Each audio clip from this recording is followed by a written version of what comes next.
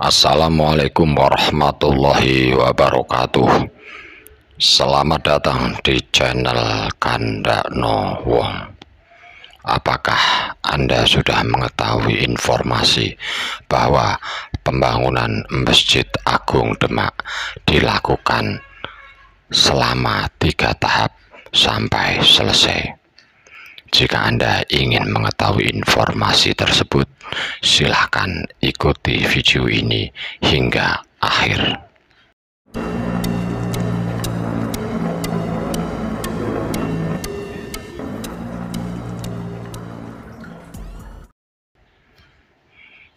Prabu Brawijaya V setelah mendengar laporan bahwa Raden Patah berhasil mengembangkan daerah Demak lebih maju, merasa bangga dan ingin memberi anugerah dengan mengangkat Raden Fatah menjadi Adipati Anom Demak Bintoro. Bersumber dari sebuah tembang pangkur yang ada di Naskah Demak edisi Proyek Penerbitan Sastra Indonesia dan Daerah pada tahun 1981 menyatakan bahwa sebenarnya Raden Fatah tidak mau menerima anugerah itu. Beliau tidak mau menerima anugerah itu karena beliau ingin fokus dalam membina para santrinya di pesantren yang sudah didirikan sebelumnya. Saat itu jumlah santri sudah mencapai sekitar 2000 orang. Namun Sunan Ampel menasihati agar beliau menerima anugerah tersebut dengan alasan agar terbentuknya sebuah persatuan antara ulama dan umarok dalam kepentingan dakwah Islam. Akhirnya Raden Fatah menerima nasihat dari Sunan Ampel. Maka pada umur 29 tahun, yaitu pada tahun 1477 Masehi, Raden Fatah resmi diangkat sebagai Adipati Anom Bintoro Demak. Hal ini ditandai dengan Condro Sengkolo, Kori Trus Gunaning Janmi. Tidak hanya itu, Prabu Brawijaya V juga memberikan tanda penguasa berupa rantai payung dan menugaskan 5 orang punggawa dari kerajaan Majapahit untuk membantu penataan dan pengelolaan Kadipaten Bintoro Demak. Kelima punggawa dari Majapahit tersebut adalah Brojodento, Singoyudo, Gembolo Geni, Brojonolo, dan Bogodento. Kadipaten Bintoro kemudian mempunyai kekuasaan yang lebih luas, meliputi daerah Surabaya, Madura, Gresik, Tuban, bahkan sampai ke Kendal dan Cirebon.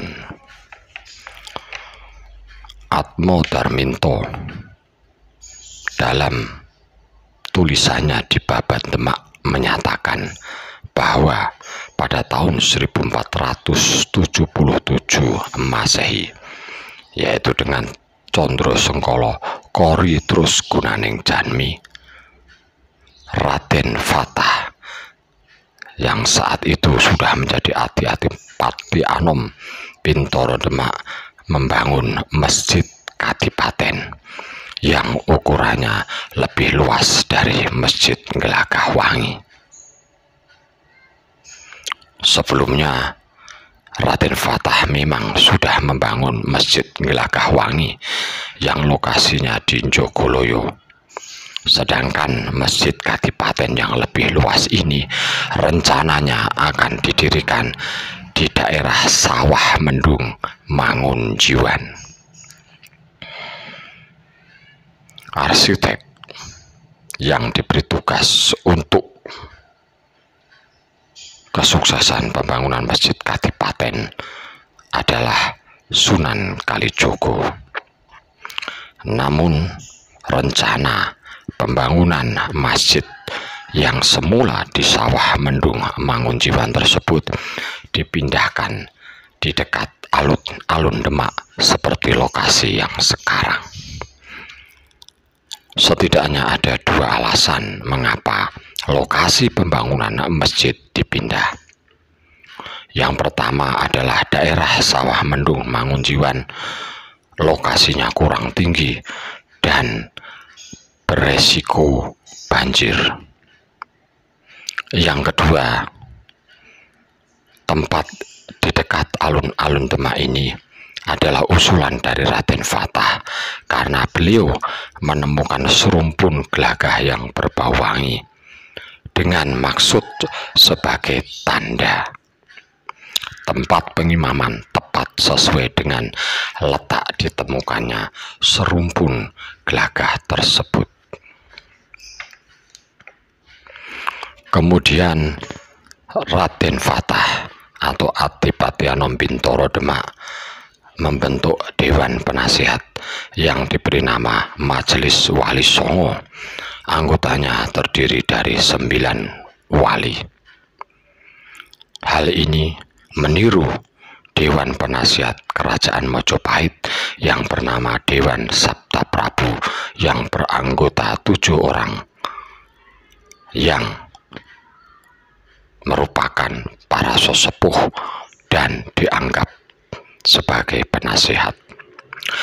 Adapun anggota Majelis Wali Songo pertama yang berhak memakai gelar Sunan adalah 1. Sunan Ampel. Beliau sekaligus menjadi ketua Wali Songo. Kedua, Sunan Ngiri. Ketiga, Sunan Bonang. Keempat, Sunan Kalijogo. Kelima, Sunan Gunung Jati. Keenam, Sunan Ngudung. Ketujuh, Sunan Mejagung. Kedelapan, Syekh Bentong. Kesembilan, Syekh Siti Jenar. Jika ada salah satu anggota dari Majelis Wali Songo yang berhalangan, undur ataupun wafat, maka akan digantikan oleh wali lain. Ini terjadi misalnya saat Sunan Kudus menggantikan ayahnya, yaitu Sunan Ngudung yang wafat pada tahun 1478. Pembangunan Masjid Agung Demak sempat tertunda atau terhenti karena ada peristiwa perebutan kekuasaan di Majapahit. Pembangunan kemudian dilanjutkan lagi dan selesai pada tahun 1479, ditandai dengan sengkolo mumet yang berbentuk gambar bulus. Dalam bahasa Jawa, bulus artinya yen mlebu kudu alus, kalau masuk harus lembut.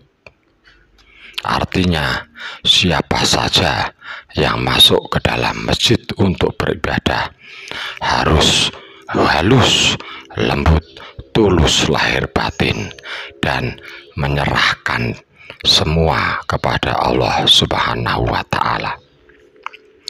Sengkolo ini juga menandakan bahwa Raden Fatah sedang mumet atau prihatin karena kekuasaan ayahnya direbut oleh Girinda Wardana. Arsitek pembangunan Masjid Agung Demak tahap kedua ini masih Sunan Kalijogo, dan pada pembangunan tahap kedua ini terbentuklah 4 soko guru yang merupakan hasil karya dari 4 wali. Sunan Ampel membuat Saka Guru di sebelah tenggara, Sunan Bonang membuat Saka Guru di sebelah barat daya, Sunan Gunung Jati membuat Saka Guru di sebelah timur laut. Masing-masing Saka Guru bergaris tengah sekitar 1,45 meter dan tingginya sekitar 32 meter. Saka Guru ini berbentuk bulatan kayu jati. Yang khusus adalah Saka Guru yang dibuat oleh Sunan Kalijogo yang terkenal dengan nama Saka Tatal, karena tiang atau soko ini terbuat dari tatal, yaitu potongan-potongan kayu yang diikat dengan rumput lawatan. Pemugaran Masjid Agung Demak pada tahap ketiga terjadi pada tahun 1498. Menurut naskah tradisi Cirebon yang tertulis pada tahun 1498, hal ini memang sesuai karena Masjid Agung Demak dan Masjid Cirebon mulai dibangun dalam tahun yang bersamaan. Dalam Babat Cirebon Purwoko Nagari dikatakan bahwa saat pemugaran masjid itu tenaga yang dikerahkan sebanyak 2.000 orang. 300 orang tenaga ahli berasal dari Majapahit. Pada kali ini ketua pelaksana pemugaran adalah Empu Supo yang dibantu oleh putranya, yaitu Empu Supo Anom atau Joko Suro. Para tenaga ahli dibagi menjadi 2 bagian. 1.000 orang untuk Demak dipimpin oleh Empu Supo dan 1.000 orang lagi untuk Cirebon di bawah kepemimpinan Empu Supo Anom. Pemugaran Masjid Agung Demak mengerahkan para juru teknik, tukang kayu, para pekerja sebanyak 300 orang ditambah 1.700 orang dari bantuan sukarela umat Islam, sehingga total mencapai 2.000 orang. Pembagian tenaga ahli sesuai dengan catatan sejarah yang ada di Cirebon bahwa pembangunan Masjid Agung Demak bersamaan dengan Masjid Cirebon. Pemugaran masjid ini memerlukan biaya yang tidak sedikit. Namun ada situasi yang menguntungkan, yaitu sekitar tahun 1500 Masehi. Kota Juwana yang pernah menjadi pusat perdagangan di daerah sebelah timur Jawa Tengah mengalami kemunduran. Pada saat Juwana mengalami kemunduran itulah Demak kemudian menjadi pusat perdagangan yang sangat penting di jalur pelayaran sebelah selatan Gunung Muria. Pada saat itu Gunung Muria masih terpisah dengan Pulau Jawa. Pemugaran tahap ketiga itu memakan waktu sekitar 8 tahun, yaitu mulai tahun 1498 sampai tahun 1506 Masehi. Hal ini ditandai dengan sebuah prasasti dari kayu yang terletak di pintu masjid yang tertulis dalam bahasa Jawa. Hadeging masjid yasanipun para wali nalika dinten Kemis Kliwon malem Jumuah Legi tanggal 1 Dzulkaidah tahun 1428 Jawi. Menurut sejarawan De Graaf Pemugaran Masjid Agung Demak dilakukan oleh Sultan Fatah setelah masjid itu berusia 30 tahun. Namun dari analisa para ahli, usia 30 tahun itu dihitung sejak pendirian Masjid Gelagahwangi pada tahun 1398 Jawa hingga tahun 1428 Jawa. Semasa Sultan Fatah, Masjid Agung Demak belum mempunyai serambi. Namun pada masa pemerintahan Adipati Unus, yaitu pada tahun 1519 Masehi, serambi masjid didirikan dengan menggunakan tiang serambi yang berasal dari Keraton Majapahit. Menurut data yang didapat, secara fisik bangunan Masjid Demak sekarang menepati areal seluas 7.500 meter persegi. Bagian serambi seluas 620 meter persegi. Luas bangunan induk 961 meter persegi, sedang bagian lain merupakan halaman. Tiang serambi berjumlah 28 buah dan 8 buah diantaranya dikenal sebagai tiang yang berasal dari Keraton Majapahit. Tiang rowo ada 15 buah dan tiang penyangga sebanyak 64 buah. Sedangkan pintu masjid ada 5 buah dan jendela sebanyak 8 buah. Demikian cerita mengenai pembangunan Masjid Agung Demak dengan gambar terbaru. Terima kasih sudah menonton channel Kandak Nowo. Jangan lupa untuk menulis komentar. Assalamualaikum warahmatullahi wabarakatuh.